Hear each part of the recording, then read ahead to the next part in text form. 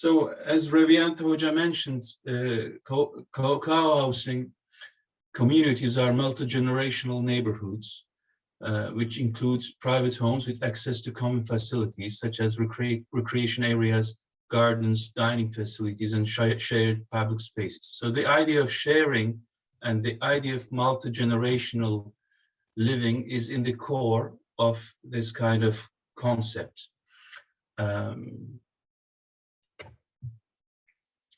As Bamford and Lennon claimed, co-housing has demonstrated that a neighborhood can be organized to develop community and improve aspects of home and family life through greater sharing and cooperation without sacrificing the privacy of individual households or their dwellings.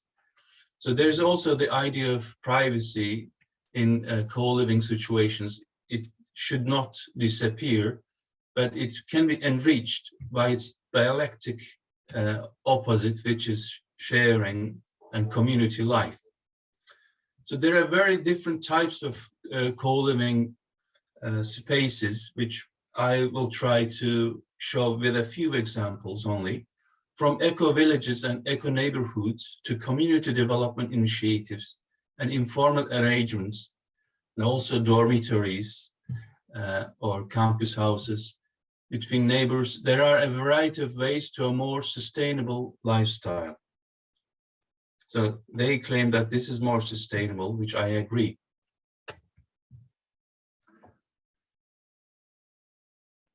Co-housing has struck a workable balance between an independent, home-centered life and engagement with one's co-housing community, as well as between engagement with that community and involvement in the wider society.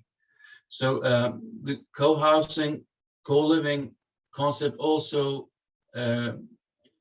proposes a better relationship between the community and the wider society. This is also important because a society is also a composition, maybe a composition of many communities.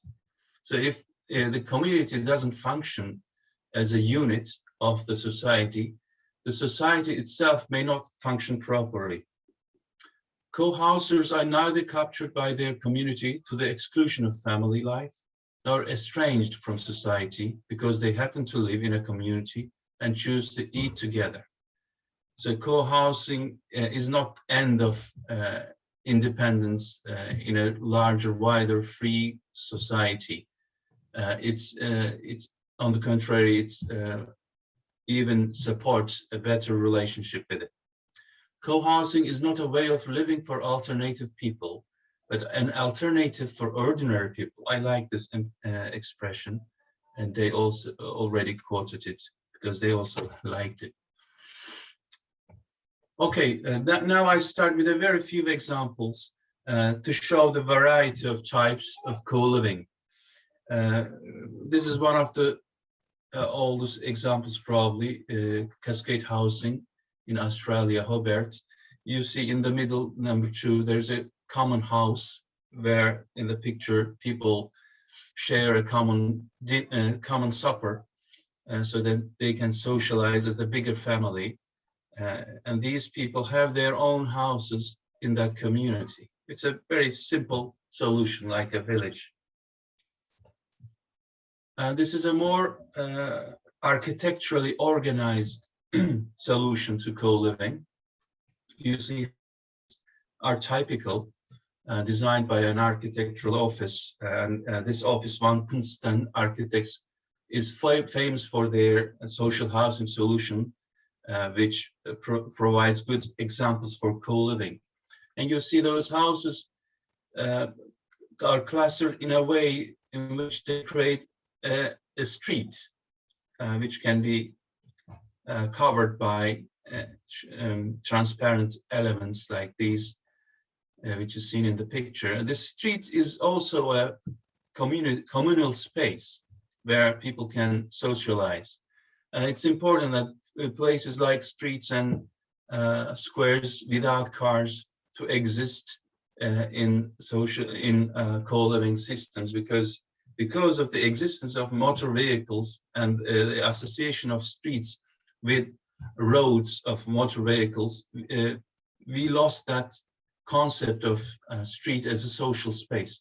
And at the very corner of the system here, you see there's a communal house where these socializing can become even easier in that space because it's a completely covered space. Okay, this office, one of the examples designed by this office, Dianos in Denmark. Denmark is the birthplace or rebirth place of this idea of co-housing, which turned into co-living in a different way, which I will explain a little later. And here this office designed row houses in a dense vegetal site, natural site, sorry. And these row houses have passages underneath, you see here, so that they don't block the space altogether. In an article I read, I saw that this house also has a common house for socializing. But you know, to create a community, you don't really have to build a common house. If you put the conditions, create the conditions, correct conditions, it can happen all by itself, like in a natural village. So here you see the passages and the plan types of row housing. And typical planning is important because you know, it was also a part of modernism, typicality, because it means economic building. Economic building was very important for reducing the differences between different socio-economic levels, and that was the utopia of modernism, to create equal living conditions for all. Now, this co-housing idea tries to continue that idea without the mechanical solutions of modernism. So in a way, they bring back the ideas, pre-modernist ideas like arts and craft movement, with its connection, better connection with nature, and to fuse it with typical solutions of modernism. That's an interpretation, of course. Mole architects in England created this Marmalade lane housing. It's a very good example for co-living, I believe. In fact, these are all, as you can see, social houses. Social houses means that economic apartments for middle and lower middle classes.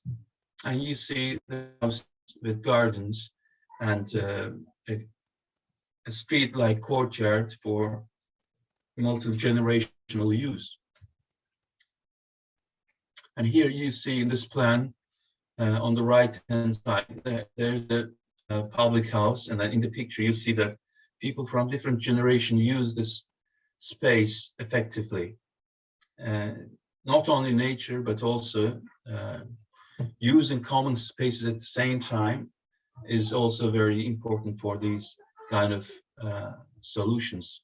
So what do they have? They have shared gardens where they can grow food together, so they can play, socialize all together, contemplate in this common house where it has playroom, guest bedrooms, which is important, guest bedrooms. But you can have guests from another city.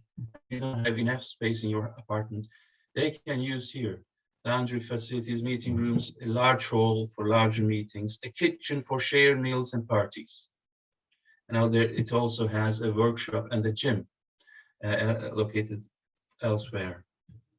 So now we come from a village, we proceeded from a village type to more social housing type into this single apartment unit type, apartment block type, sorry.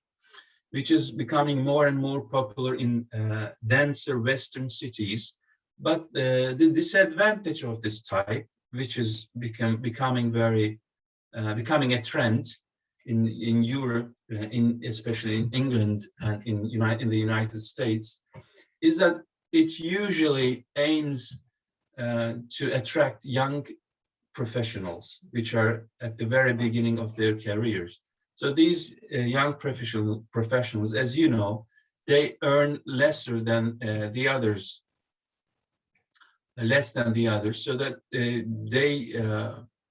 but they still earn something, you know, not that bad. So these facilities attract these people because they can find many things at the same time, as well as other people like themselves. So the disadvantage of this solution, this trend, is that people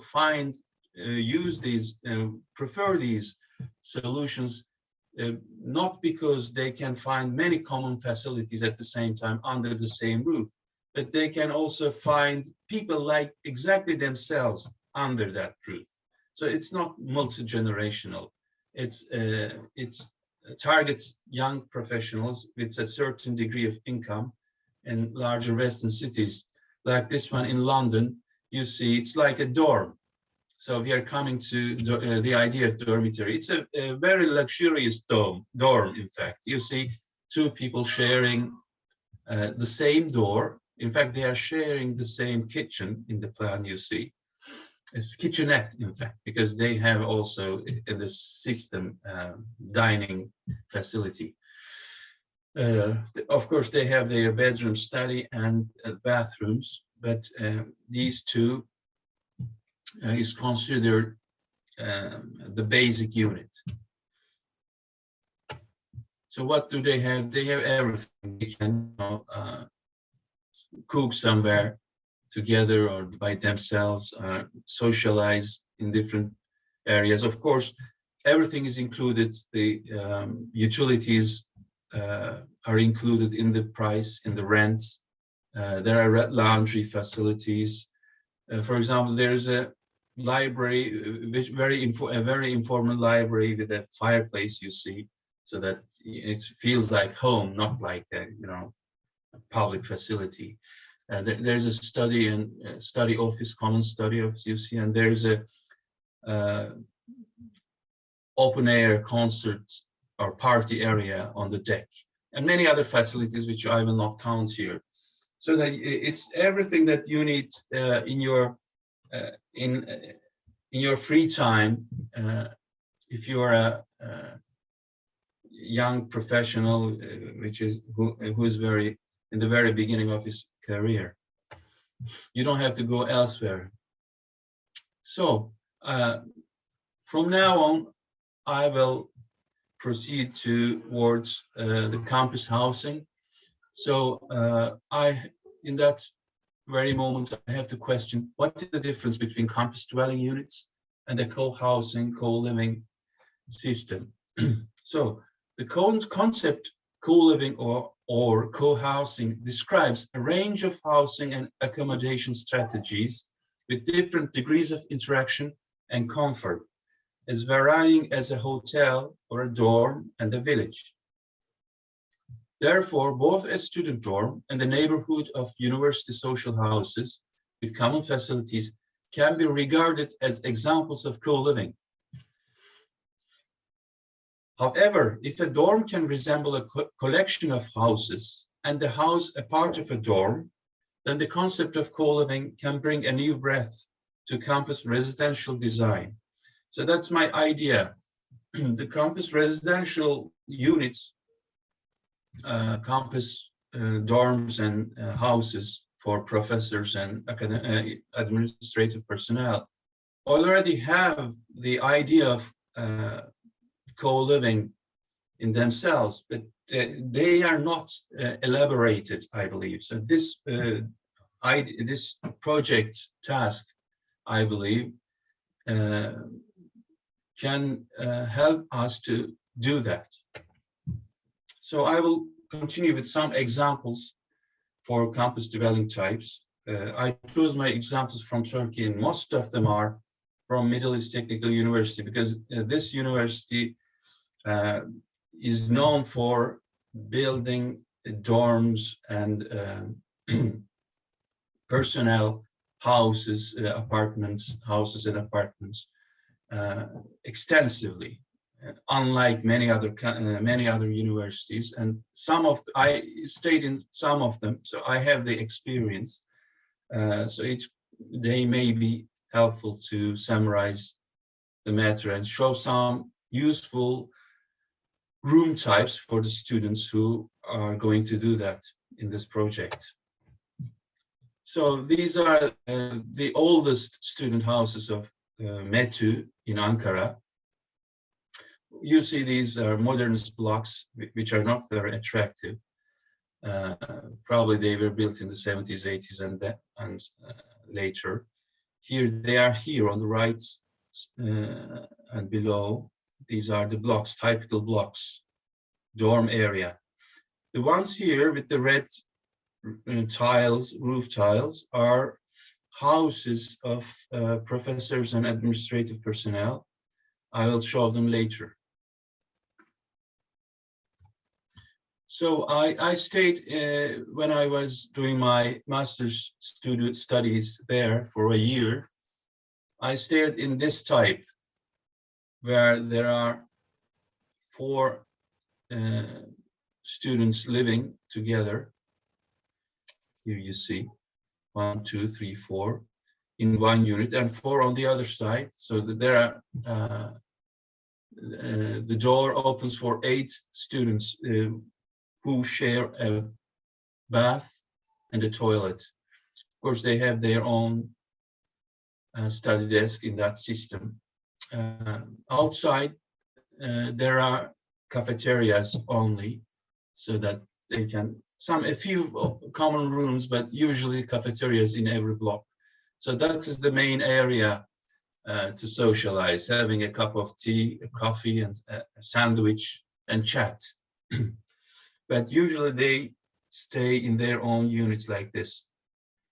So there's another unit with the kitchenettes, you see here, and here on the right. These are the alternatives of METU dormitories. Here you see 6 students share also a common kitchen and the bath. They have their study desks and wardrobes in their own rooms.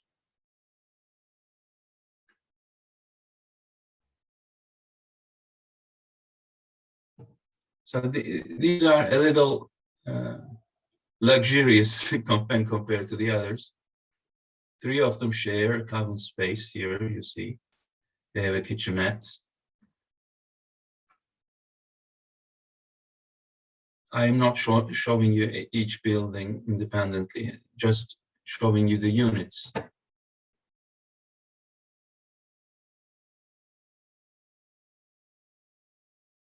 Some types, which were built later, don't have anything other than rooms for sleeping and studying. Yeah, you see. But they usually have one-person rooms like this one. And this one has a double bed. I forgot the expression of one bed over the other. Sometimes called bunk bed. Sorry, palm bed? Bunk. B-U-N-K. Bunk bed. Yes. Okay, bunk bed. I will use that. So this is also a bunk bed system with 4 students in one room. And this is which we will see later on in a different campus also. So that there is a common study room in the middle. And on the right and left hand sides, there are sleeping rooms for 2 students and 4 students in total. So these 4 students make a group which can study together if they are from the same department and at the same level, they may make good friends and study together. But their interaction with others are also limited due to the lack of facilities that can bring them together. Okay, this is here. Now I will show you some, on the other side of the campus. We were here, now we are there to the west, on the western side of the campus. I will show you this building, this dorm for graduate students. I stayed here for a semester in this building here, which was then dormitory for graduate students. So I know it's planned, but this one is similar, but a little different. I'll talk about it later. This is a very big building with many, many rooms and many connections. So you see the corridors, because most of them are single loaded, they don't create the general impression of a dormitory. So because the corridors are more you know, open to daylight, and they more or less act like a public space because of that, like the streets of Le Corbusier, in some of his designs, or Peter Brutalis designs. To make the corridor a public space can be a good idea, especially in a better climate, in a more moderate climate. Here, I don't think it functions very well. It will create probably a lot of noise. Now I stayed in a type like this one, but here the kitchen area was not so closed. It was open and larger with a living room. So it was more comfortable than this one. The kitchen was bigger and the living room had coaches so that people could pass through to go to the other units by passing through those that living room. So one living room followed the other living room after a door. So the living rooms could be accessed by different units, and it was more, you know, it was rather an open system when compared to this. But you see, this basic solution with the core of kitchenettes and bathrooms provide a few different alternatives for different kind of graduate students. Here, each student on the left has his or her own room, and 4 of them share a common bath and the kitchenette. On this one, on the right, it's a single student who has his or her own bathroom or a kitchenette, like a efficiency apartment block. Here it's for a married couple on the left. They also have their kitchenette and the bathroom and the small living room and the study. This one on the right used the same type, but for a disabled student. So the plan is flexible, and it's a good idea to make, to apply this flexibility for different kinds of graduate students. Okay, these are the pictures from the interior of one apartment's efficiency for married couple. You see the study area is their kitchenette and the small living area here. And the bedroom is separated by a wall. Those who experienced an efficiency apartment know very well that if you have to study during the day in the same space, you hate to see your bed. So it's good to make it disappear behind something. And that's why I like this solution. Now I will show some examples from another METU campus, which is in northern Cyprus. There is a country named Republic of Northern Cyprus, Turkish Republic of Northern Cyprus. And there's a METU campus there, which is flourishing. And METU is also building their new dorms and houses for academic and administrative personnel. I'll start with this second dorm here. The first one, it's maybe a little less interesting, but the first dorm here you see has an interior street, and the next dorms, second, third, and I don't know the name because which is not finished yet. The last one all follow the same idea, creating an interior street, which is nice, you know, that you continue the concept, although all the architects are different. Here you see the basic concept of the design of the second dorm is to protect it from extreme heat of northern Cyprus, because it's an island in the Mediterranean, and it's in summers it's very, very hot. So what they did is to create a form that could protect the windows in shades in alcoves like this. But the end, of course, you see the end may be problematic. So they don't, the windows don't look outside directly. They're not oriented towards the sun directly, but indirectly in towards smaller courts. So the idea is a double-loaded corridor with L-shaped units forming crosses in each segment, like you see here. Each L-shaped unit has its own bath and kitchenette. The kitchenette here, the bath is here, and 3 rooms for 3 students. Of course, this double-loaded corridor is problematic in our geography because the sun acts differently in different directions. So it may not be as efficient as foreseen in the design. Here you see each room has its own study and its own bed, but the kitchenette is a common space and the bathroom. So because they study independently, I'm not sure if they really socialize often in that kitchenette, because they probably eat at different times. And you know, if they don't see them studying together, they will not tell one another, hey, let's eat together. That's my idea due to my own personal experience. Just not sure of it, but it usually is the case. So these are the pictures from the interior space. Giving kitchenettes to undergraduate students was not a preferable idea in the past.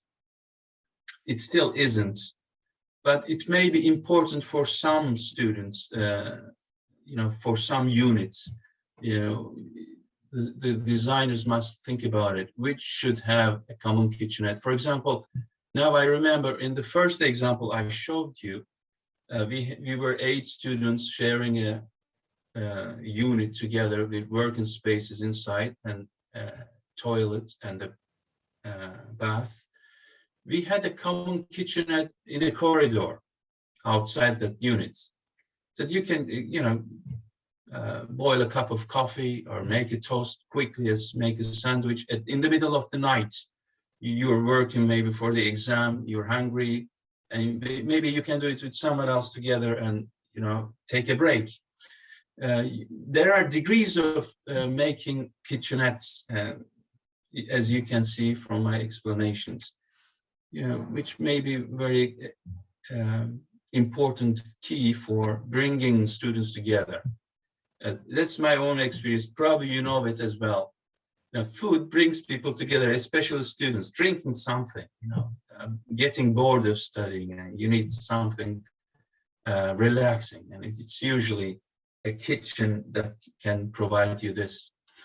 So now we are in the 3rd dorm here, dorm number 3, also in northern Cyprus. you see the road, a long elongated block system still valid here, which may be questionable. You don't have to elongate dorms. You know, this is the typical idea of a dorm or this community house in London, which look like the very luxurious dorm. Dorms could be like houses as well, but I couldn't find in those examples. If I, searched more, had more time, probably I could find different types of dorms. But in general, many parts of the world, people prefer elongated blocks. Just remember Stephen Hall's famous dorm he built in MIT, Massachusetts Institute of Technology, which was a very, very expensive building in terms of building and design, but which was at the end an elongated block. So here there are bridges which connect the either side of the street, the buildings on the other side of the building. So the architects also consider the effect of the sun and try to control it with those nice looking brise soleils, but I'm not sure if they really work.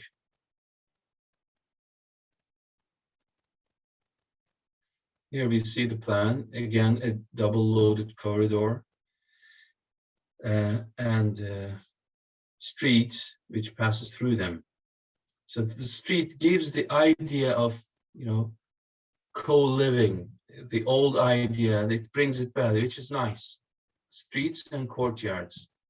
I always underline these two archaic spatial elements, which are very important for the social interaction, and which we have lost due to modern planning and motorized vehicles. See, the motorized vehicles remain outside of the system, and interior, something else starts. It's continuous. The architects want them to be continuous, you see. They pass through the other previous dorms, the second dorms, and continue to the next. Okay, their solution is the same as I showed you before, the same solution, one of the solutions in Ankara, the central study space for 4 students and bedrooms for 2 on either side. Here is a pic from interiors.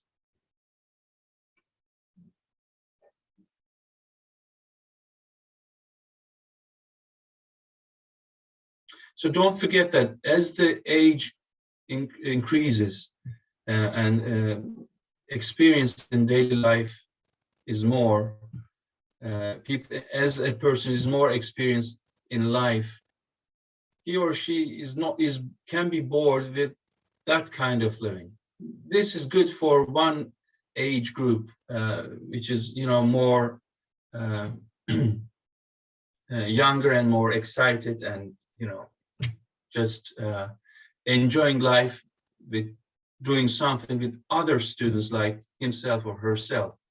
But as the person grows older and maybe becomes a PhD student, a room like this can be unsupportable. So you should consider the fact that the special solutions for different age groups of students should be different.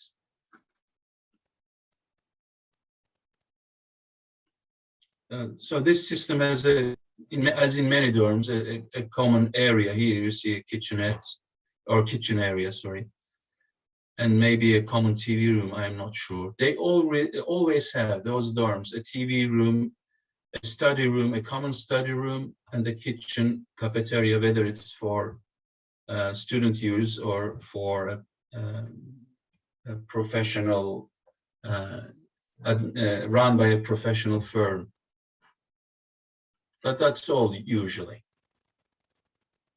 And that's the latest design. Here you see a new dorm, which is probably under construction now. I'm not sure if it's finished, but they kind of used Photoshop to show it as if built. Here you see this is the female side and this is the male side. This will be important during your design, male and female separation, but it still has the common exterior space as a street which turns into a courtyard in the middle. And there are two cardinal directions passing through this system.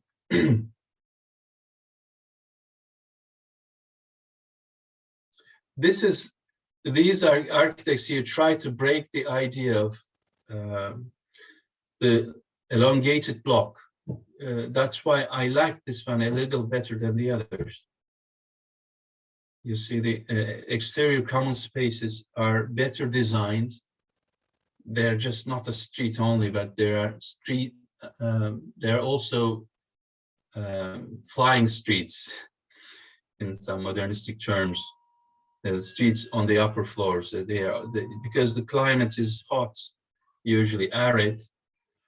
If there are shades, you can see these exterior spaces efficiently. And because of the slope, you can enter, as you see, into this open area with your bike or walking from the other part of the campus. You see, you come right into the upper floor, to the upper floor from outside, and park your bike here and go to your room.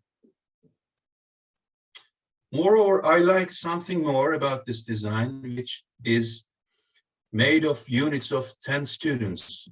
So they have these provide a larger sense of group than the others, so that those, let me aggrandize the image if I can.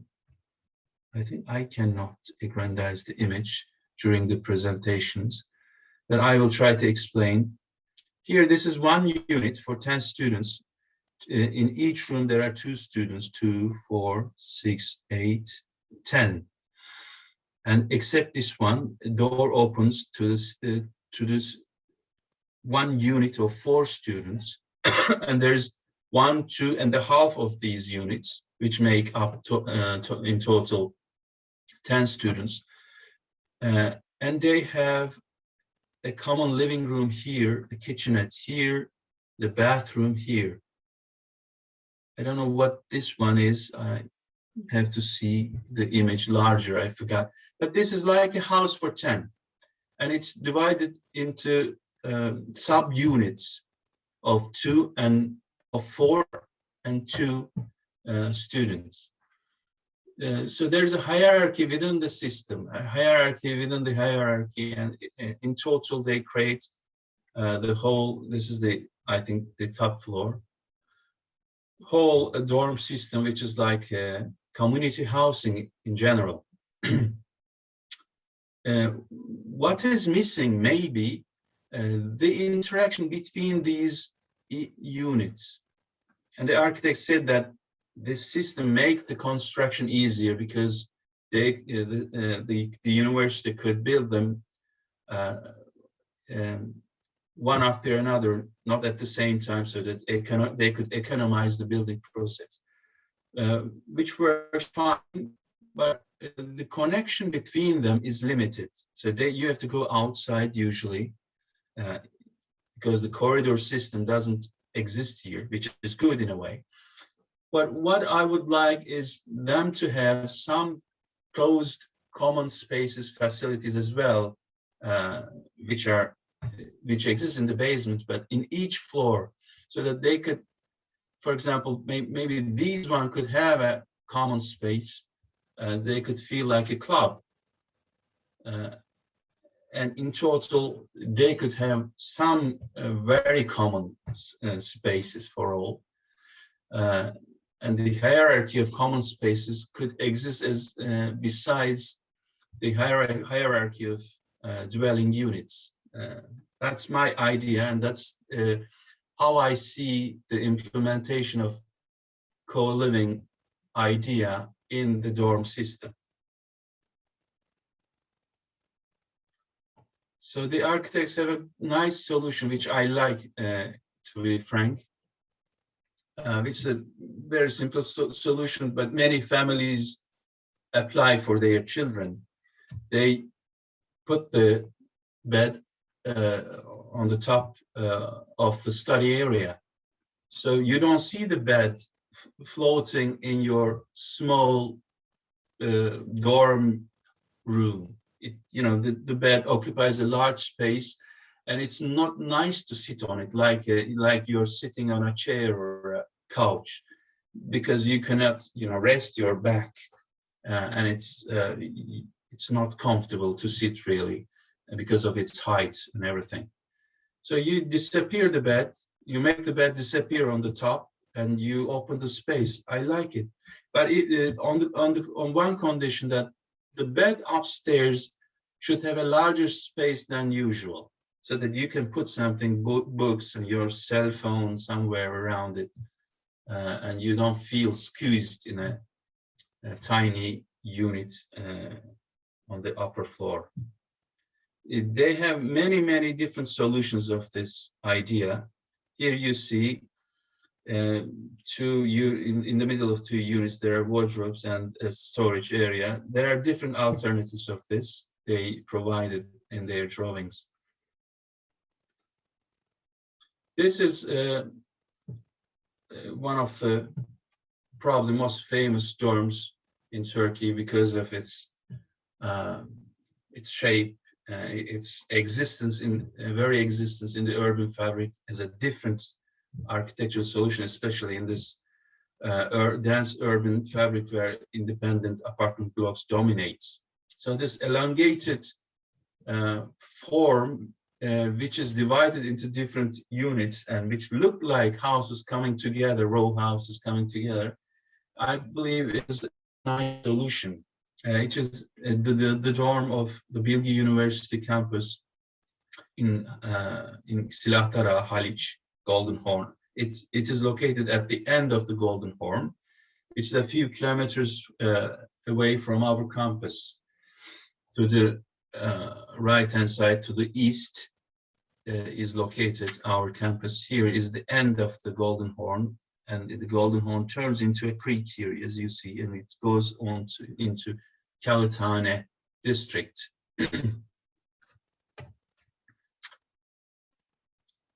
You see the architect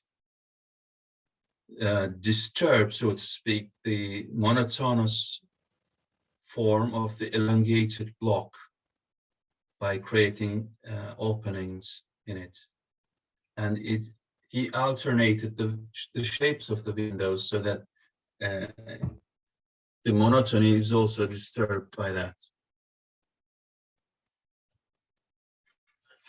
This was until recently an open campus. Anyone could go through this underneath this dorm into the campus, which is the first electrical production facility in Turkey, which was at the end of the Ottoman times, I believe, if I'm not mistaken, if it was built. Then later it became the campus of Bilgi University. Now, because of some, again, political tensions, they closed that passage. But the idea of passage is also an important part of this design. So it is a double-loaded corridor. I always think it's problematic. On the one side, the rooms look towards east, on the other towards west. West is very problematic, and it's very difficult to control western light in Turkey. All units, which are very expensive, by the way, all units have their own bath inside. And some facilities, as you see here on the basement and sub-basement here, there's a trench here, so that these are subterranean, but there's a difference of levels so that they can have daylight here. This is a pit. So there is a cafeteria at the bottom. But so they have many things, of course, inside the campus, many good restaurants, cafeterias, but still in their home lives or dorm lives, they have little chance of, I believe, communication due to this lack of common spaces. This is a very interesting example. I couldn't, refrain from showing it to you because it's in a way ecological. This is a recent university, recently founded university, 29 Mayıs, 29 May University, which is the day when Istanbul was conquered by Muslims. So this, as you see, this dorm was made by using containers. Containers are very popular today because they all come from China, they provide many products to many different countries in the world. You see the architects put containers one top of the other and they refurbished them and made them the units of a classical dorm with cafeteria, study room, laundry, and of course the dorm rooms. On the ground floor, in between those two containers, there are storage areas here, and they disappear. One typical room with 2 beds, sorry, 4 beds because they are bunk beds, bathroom, kitchenette, storage, and study area. Of course, this is because of the unchangeable form, dimensions of the container. This is a very long, thin and long room. This has to be so. And there's a solution for a disabled student, you see, or 2 disabled students, sorry, with a common bath, a kitchenette.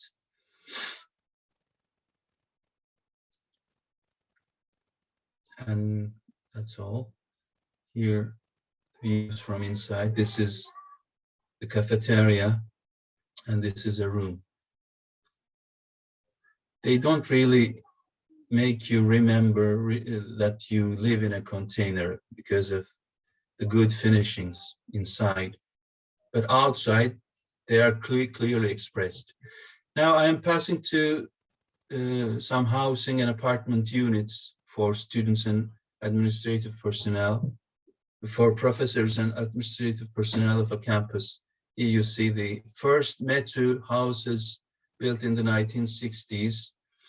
You see they look like really arts and craft houses with some Turkish, with some touch of Turkish houses built by Behruz Çinici, which is a very peculiar architect who designed the core and the first buildings of this campus. You see, this is the western side. Interesting, the western side is very traditional with wooden rafters and those, you see, Turkish alcove windows, interpretation of them, of course. The brickwork is not, usual in Turkey. It is rather European. But this is the plan. They have a courtyard. This is a classical idea, in fact. They have such names, which was a very important element for the Turkish Anatolian houses in the past, or anywhere in the world, probably. The idea of bringing it back is respectable. I like it. And there's a front and the back garden because of this solution. And they are usually row houses. See, in the back, the eastern facade has the concrete eave, also a timber elements with the reference to Turkish houses in the balcony.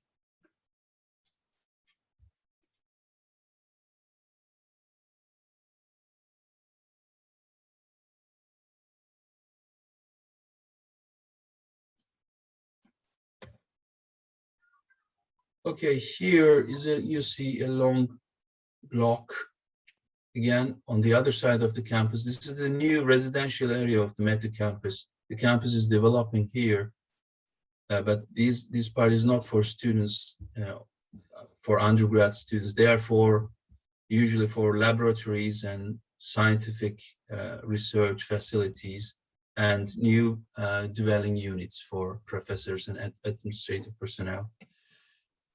Here is a housing solution designed by one of the professors of the METU School of Architecture. This school is known to follow the precepts of modernism, and you know, they usually like the idea of social housing and typical solutions in long blocks like this. And of course, the raw expressions of raw materials with some regional touch, as you see this roof here. But the open balconies, this idea was very, very rarely used in Turkey. The open corridor. I always tell students, this can be used, not that, but in the Turkish climate is not that bad. Even very cold countries do that. And in Indonesia, this is even more possible. The only problem is the privacy.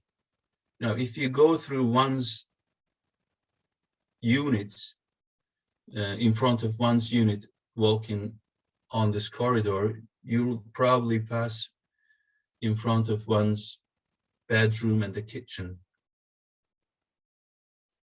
In the sub-basement plan, due to the need for sunlight, the architect made an opening, you see. So the corridor is away from the facade. These are apartments of 2 and 3 bedrooms. There are 2 types only. But they at the other levels, because probably they needed to build a structure to make it away from this facade, and that would cost more. They preferred to make that corridor as a cantilever. So this problem of intimacy, to me, stemmed from that. But in many countries, they don't care about it. But Turkish people usually in front of their windows. So that's one of my worries about this solution. But due to the climatological conditions, I mean, the movement of the sun, I think this is a better solution, not to make apartment blocks facing different directions is better, because one falsifies, I believe, falsifies the other.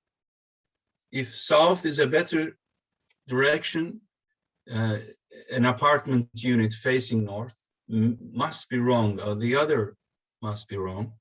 So that's, to me, a basic problem for residential design.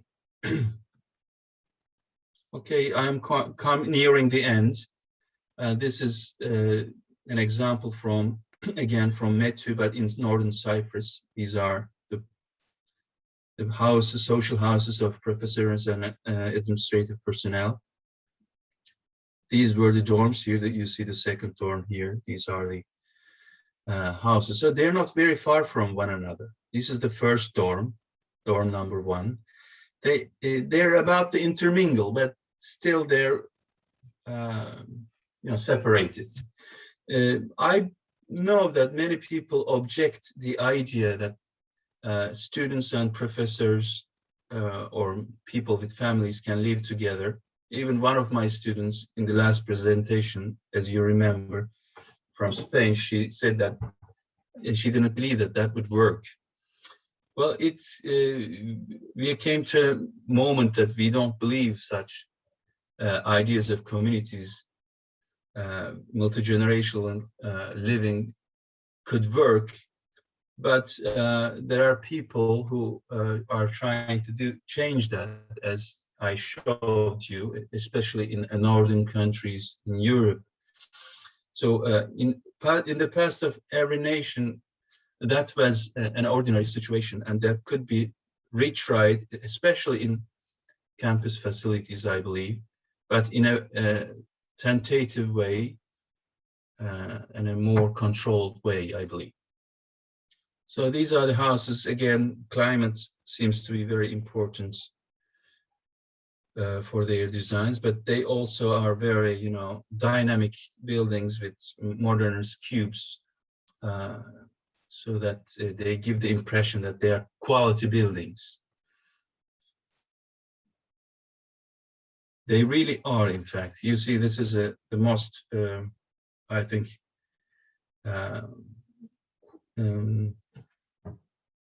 most high level, the highest level unit here, probably for a professor.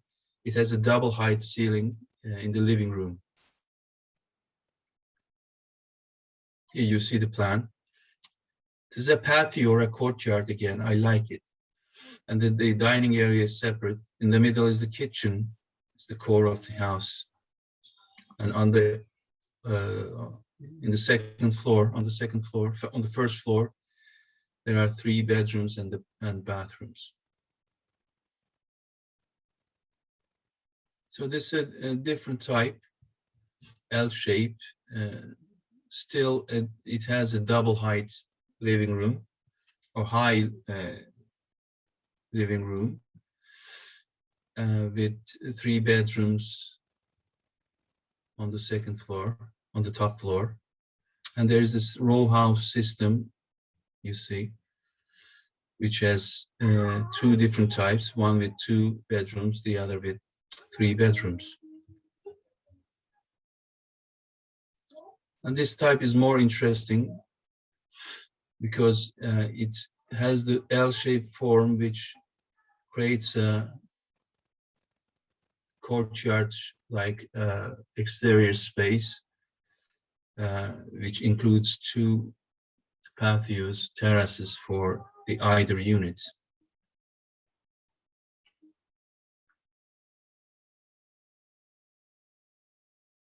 Okay, this is the end of my examples for campus housing. Then I will try to connect these examples with the previous discussion of co-living. So what is the difference really? What do we miss? In fact, as I said, as I tried to show that campus housing is not very different from the co-living concept. It just needs to be a little more improved, elaborated. These pictures show how that could be made. We just need some common open and closed spaces to do that. And of course, the forms of the buildings can be useful to make it possible. For example, making interior streets and courtyards by those forms can improve the quality of space so that people may prefer more to stay in those common spaces. Otherwise, they will just feel themselves alienated in the void of the space, and they will not prefer to stay there with someone else or with themselves. So the gardens, of course, the ecology is a very popular idea, and it's naturally part of co-living idea. To grow something with your children, with someone else, with your neighbors of different ages. To do something together, like playing music. You see a child and a grandfather in the same group playing instruments. But these different age groups do not really need to share a space. At the same time, they are not supposed to be forced into sharing an experience with others, with other people with different age groups all the time. This is not a, you know, a taboo. They can just hang out with their own age groups. That's also nice, and we cannot deny it. That's the nature of human life.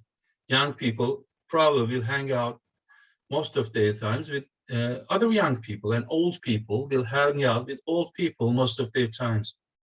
And that's inevitable. So, but, you know, even for them, designing and giving them common spaces will improve their quality of life, to find others in a more, you know, richer possibilities, in richer possibilities. I mean, people, I couldn't express myself, I'm sorry. Young people or old people can find others in different ways. They can chat on a bank, or they can chat in a cafeteria. But if they give them a space in which you can program some activities, then their interactions can be more sophisticated, as you see in these examples. I don't need to really explain what they do. There are endless possibilities of using a multi-purpose space, for example. But if you don't have the space, you just don't even think the idea of doing something together. This is an interpretation of, as far as I know, a Japanese tea room on the left, but it's still a multi-purpose room which can be used in a very, very different way. I'm showing these images just to enrich your imagination for the spaces that you will design for common facilities. Let me remind you that some of the common facilities will remain only as forms in the site plan. You don't need to design them, especially the large environments and shops and everything and other things. But some will they have to be, some of them will have to be in your housing facility, housing units. You have to decide about them, what they will be, what their character will be, and their function be.